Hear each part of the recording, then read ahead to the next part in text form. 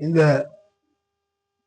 தியான வசனம் தலைப்பு righteousness through mercy. Righteousness through mercy.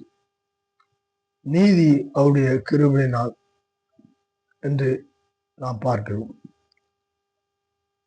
இங்கே தீத்து எழுதின பொதுவான நிருபத்திலே அங்கே சொல்லப்படும்படியான 3ஆம் அதிகாரம் 5ஆம் வசனம் இப்படியாக, நாம் செய்த நீதியின் கிரியைகளின் நிமித்தம் அவர் நம்மை ரட்சியாமல் நமது இரக்கத்தின் படியே மறுஜென்ம முழுக்கினாலும் பரிசுத்த ஆவியினுடைய புதிதாக்குதலாலும் நம்மை ரட்சித்தார்.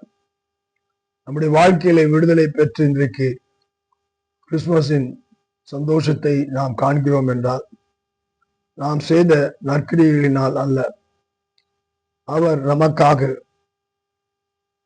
2ஆம் ஆதாமாக முதல் ஆதாம் செய்த பாவத்தின் எல்லாவற்றையும் அவருடைய இரத்தத்தினாலே கழுவி சுத்திகரிக்கும்படியாக சிலுவையின் மரணம் அறிந்தும் அவர் நம்மை விடுவிக்கும்படியாக மரணத்தை சந்தித்ததினால் அங்கே ஏற்படும்படியான காரியம்தான் மறுரூபம், மறுஜென்மம், விடுதலை என்றெல்லாம் நாம் சொல்ல முடியும். அந்த பரிசுத்தமாக்குதல் நம்மை புதிதாக்குகிறது.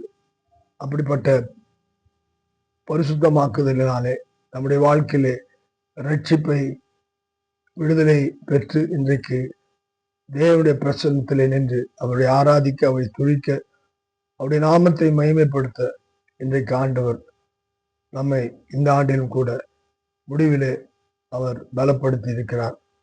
அவருடைய பலன் நம்மை பலப்படுத்துகிறது. அவருடைய சந்தோஷம், மகிழ்ச்சி, சமாதானம் நம்மை நிரப்புகிறது. நம்முடைய கிரியைகள் அல்ல.